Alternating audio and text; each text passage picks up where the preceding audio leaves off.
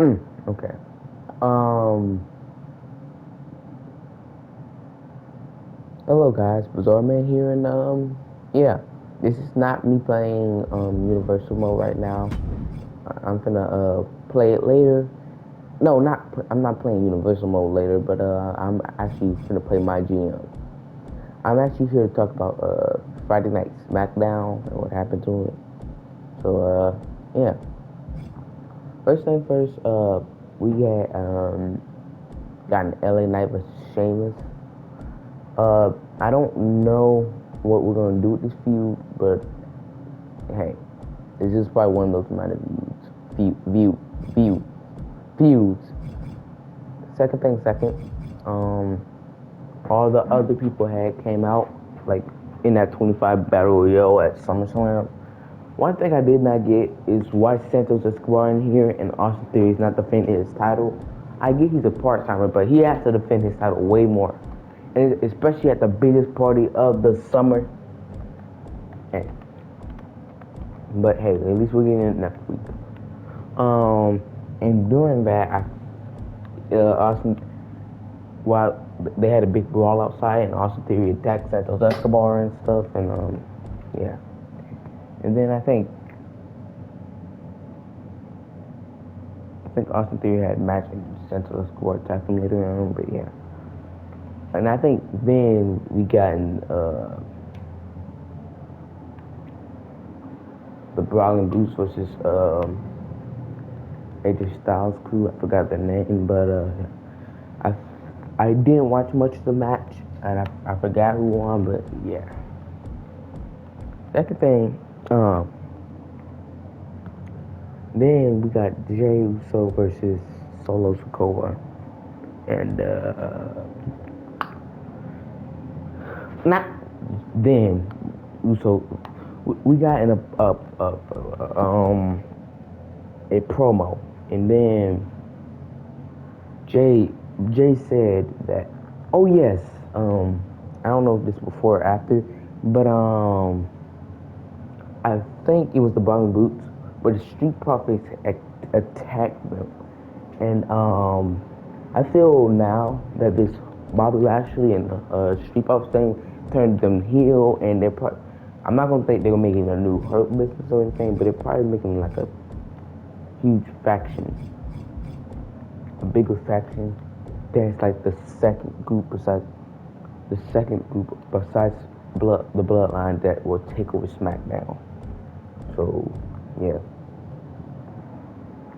Then we had the promo between Paul Heyman, Solo Sikoa, and Jey Uso, and Jay basically said to Solo that the same thing that Paul and Roman told Solo, they he that they probably said the same thing to Solo that they said to Jay, which made Solo look not directly at Paul, but making him like think.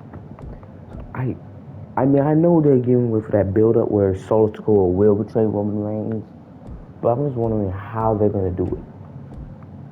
And I just hope it's not gonna be at SummerSlam, because some guys say it should be at SmackDown, not at a pay per view, which I do agree with, because ever since Sami Zayn, every betrayal been at a pay per view.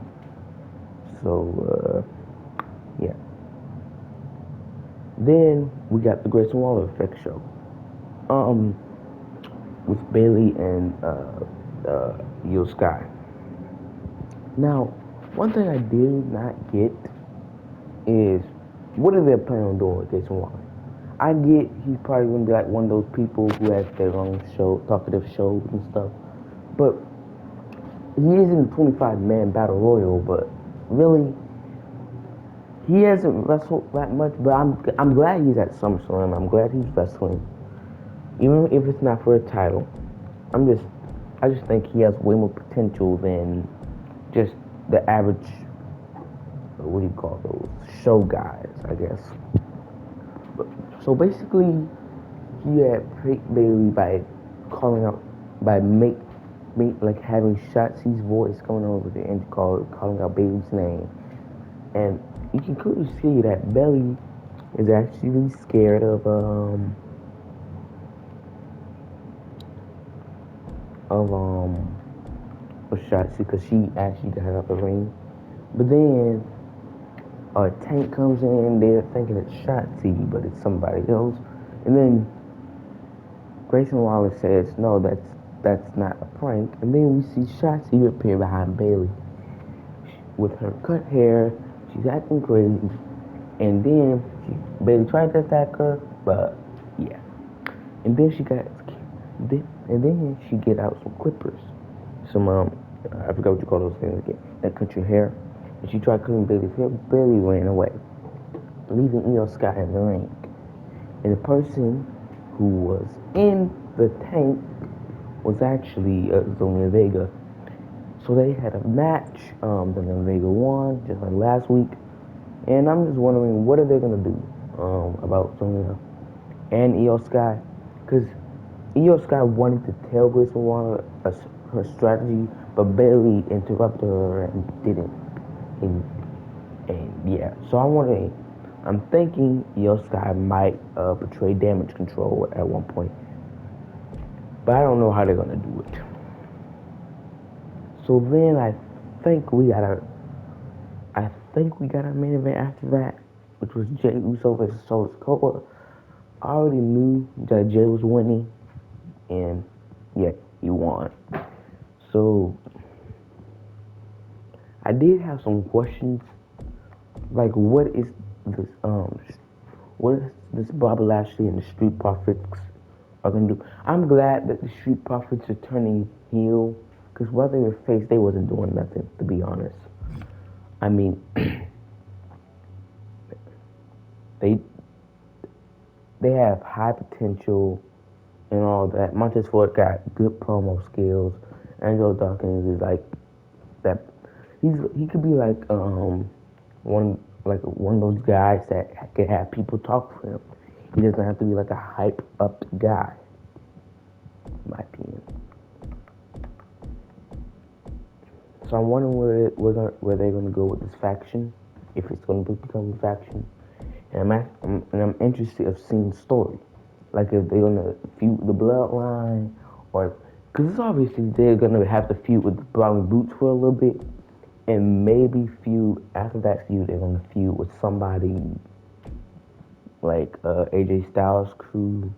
Then after that they're probably gonna go to the bloodline or Roman Reigns or Jey and the Solo Sikoa.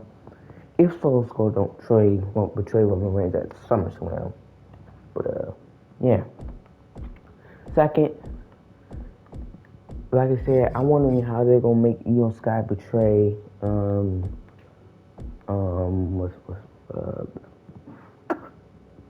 damage control, because I always think that's gonna happen.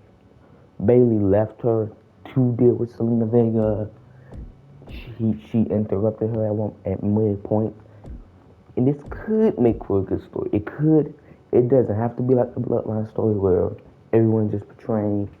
But yeah, it could happen. And also, I'm interested in seeing how Io Sky will cash in her Money in the Bank. I want to see how that goes.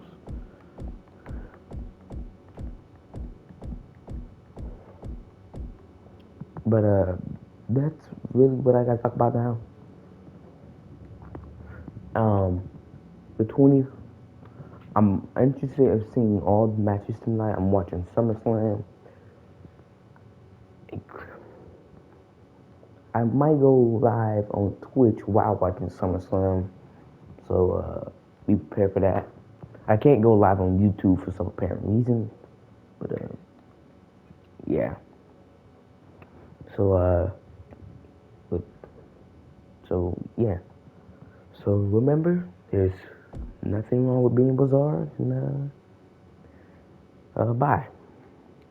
Have a good day.